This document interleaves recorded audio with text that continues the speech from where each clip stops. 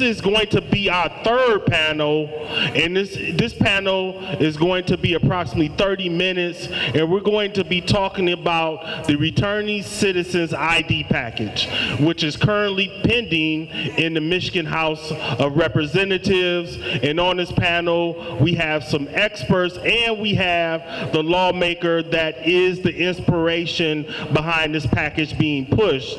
So y'all give a round of applause to this panel, because it's going to be really important. Y'all pay some attention. I need some more energy, just a little bit.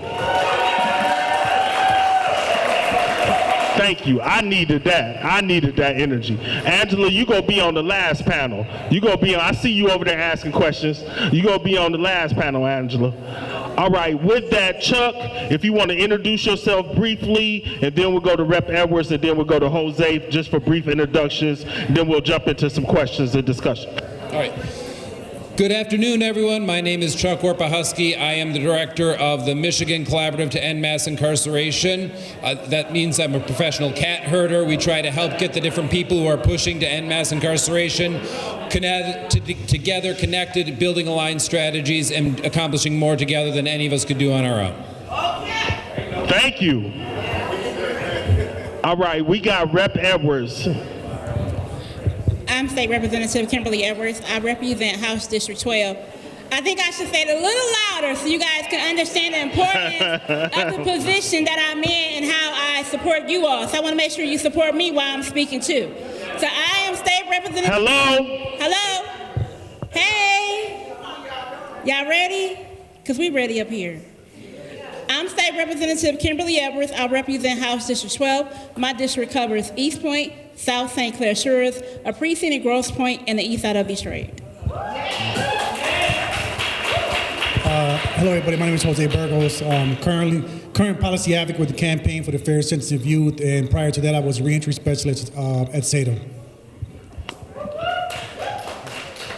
Very dope, and I appreciate folks just paying attention. Again, this is going to be a short panel, probably around 30 minutes, and I'm gonna ask just a few questions. But the package of bills are crucial, right?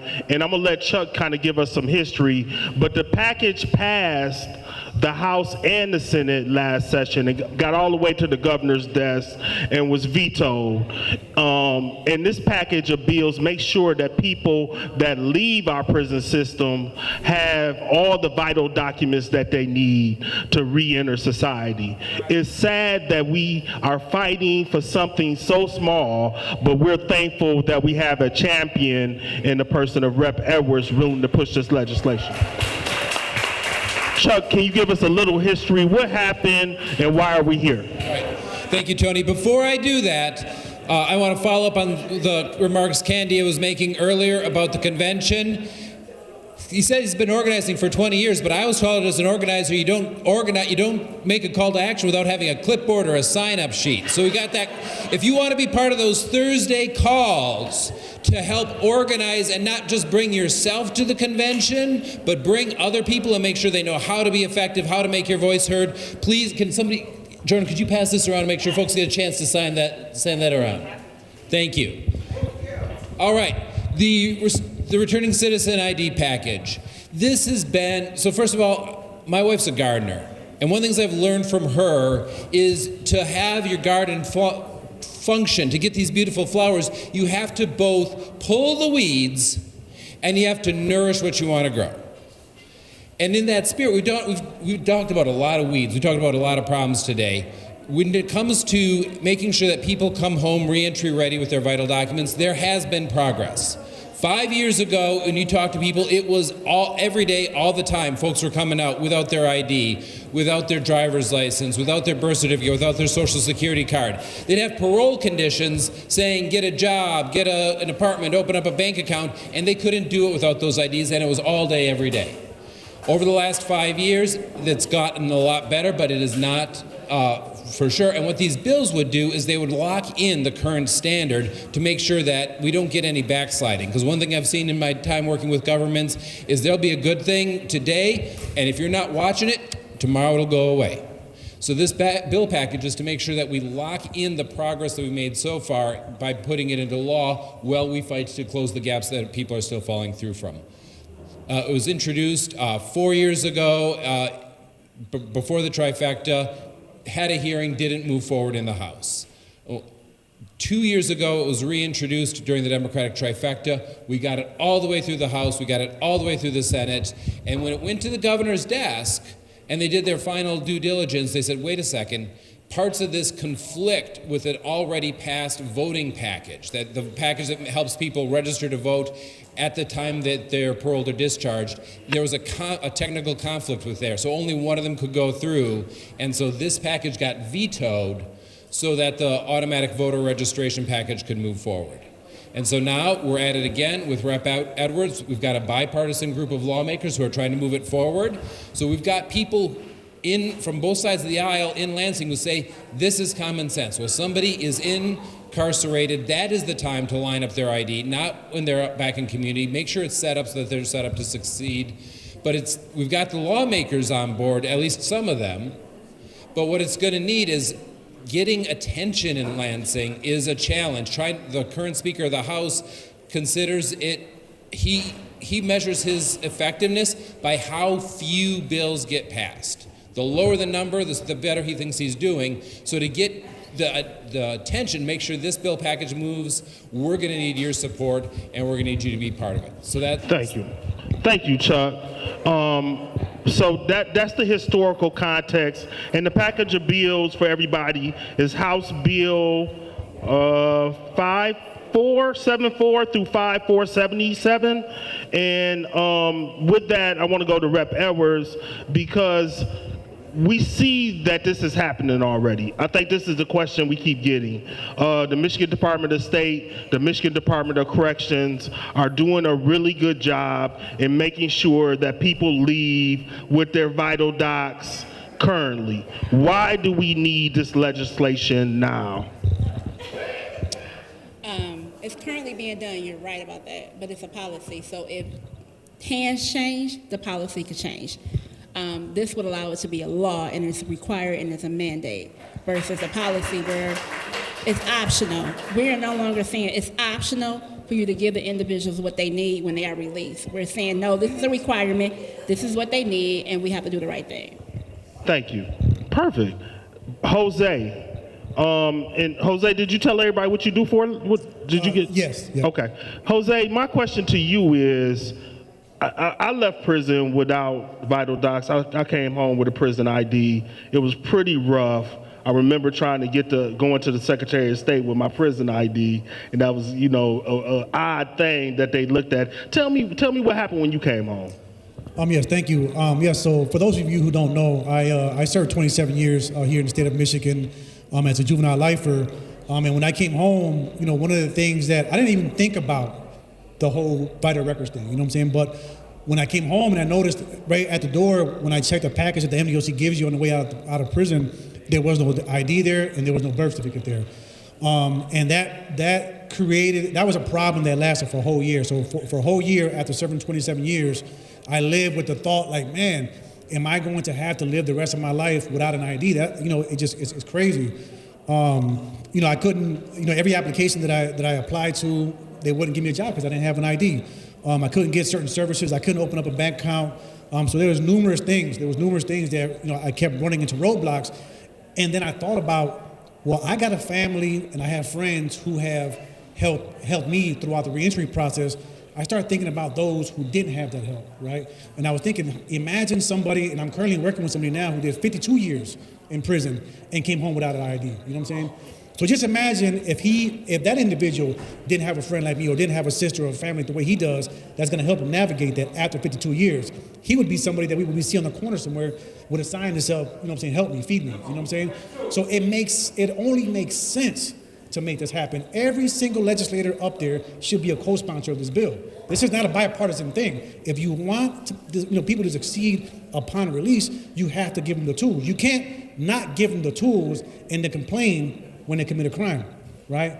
One of the things when I went, I'm sorry if I'm going too much with it, but one of the things when I went to the Secretary of State, and I went with every possible document except my birth certificate to try to get my ID, I told him, I said, if I walk out of this Secretary of State right now and violate parole, you're gonna know exactly who I am, right? So why is it that I can't get an ID, right? The MDOC has a DNA system, right? And I don't agree on the DNA database, but that DNA database knows exactly who Jose Burgos is. You know what I'm saying? And why if I commit a crime, that DNA is gonna be used, you know what I'm saying, to convict me, right? But that very same DNA is not good enough to identify me at the Secretary of State, and that's why this legislation is important. Perfect. Yes. And so that was perfect. Thank you. And we need your voice if we are able to get another committee hearing on this legislation. We definitely need you testifying. And to that point, Rep. Evers, what can people in the audience do to help push this package of bills along? Because you have some co-sponsors on the package. You're leading the package. We have Rep. Donovan McKinney, Rep. McFall, and Rep. Luke Merriman. What are the things people in the audience could be doing to help move this package along? Advocating, reaching out to the legislatures, calling your state rep and encouraging them to support it. Contact the members of that committee and encourage them to have a hearing. Also call Matt Hall and tell him how important The government what is it? Government Operations Committee? No, it went to nope, that was the other bill. That was the other bill. It is an government. It's government operations. So is that what we want folk to be calling, cheer, go? Call them. No, I don't think you should just call him because he's the chair. I think you need to call everybody. Okay. This isn't just a one-person task. You need to call everybody every day until they do something. Perfect. Chuck, what can we expect? Your political professional opinion. What do the political winds look like for this package? Given it was bipartisan last session, what are you thinking about how it looks this session, given the political winds we're looking at in the House? I think that if the leadership in the House and the leadership in the Senate put this bill up for a vote, it would pass with strong bipartisan majorities. It is a common sense policy that is not just good for the returning citizen, it is good for our whole communities. We are safer when people come home, ready to succeed and ready to re-enter, and the time to do it is now. So I think if we can get a vote, I think we're clear. The fight will be getting a vote in committee and getting a vote for the full House, and so that those calling everybody every day, that's what it's gonna take. And it's gonna take making some noise, because right now, the things that are common sense, where there is bipartisan agreement, those are actually the hardest things to get attention on right now, because people are just looking for something to fight over. Common sense solutions everybody agrees on, those are the ones that are getting ignored. Rep. Edwards, back to you and then to Jose. So you want us to call everybody, make a lot of noise. Are there particular people, or is it just everybody? Can you give us some more guidance? We really want to support you. We're glad you put the package back out. So what are some other things? Can you be a little bit more specific? I think that is pretty much it. Just don't be silent. If this is something that is important to you, contact everybody. I mean, sometimes we're used to just contacting one person, but we have to get out of that normalcy and contact everybody, because everyone is going to be needed to vote on this. So although I would like to say just contact the committee chairs, but that's not enough. Not in this given age, not with the speaker that we have. That's simply not enough. We have to reach everybody and have conversations with everyone. So you can come to Lansing, you can schedule meetings with them, you can sit down and talk to everybody. I don't want to say protest, but just show up and hold them accountable. Thank you. Jose, how you feeling about this package getting through this last time? You worked really hard last session to see the governor veto it. How you feeling this session?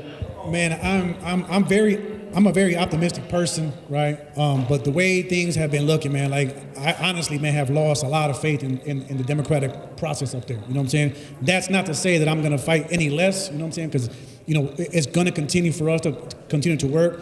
And so I believe that it will get done, right? And so it has to get done. It has to pass. It just has to. You know what I'm saying? It's common sense. The brothers and sisters coming home from incarceration, they need those vital documents. And every single legislator up there, every person in politics, man, should support this. You know what I'm saying? We pour, this is 2026. I came home in 2018 and we're still having this conversation, right? And this conversation has been going on when I went to prison in 91, 92, right? Why are we still having this conversation about the most important piece of the reentry process? Without vital documents, I wish there was a component, because we need accountability as well, right?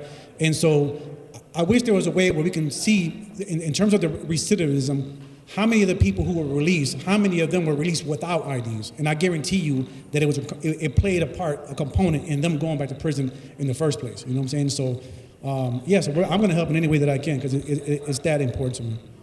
Absolutely. So I want everybody to give this panel a warm round of applause. Show them some love.